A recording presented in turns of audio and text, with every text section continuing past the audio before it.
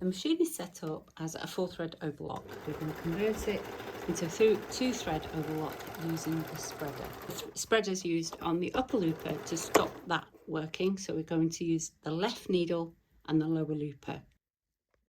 The first thing we're going to do is remove the upper looper and the right needle, and I'll pull the thread through at the top here, and then I'll pull the needle thread through, which we don't need. So to insert the spreader, I'm going to open the front looper door and just turn that slightly so you can see.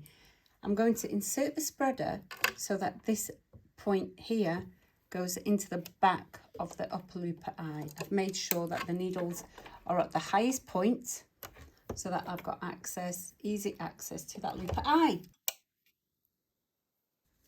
With that done, I can now change the needles. I'm going to remove the right needle and I'm going to replace the left needle with a jersey needle.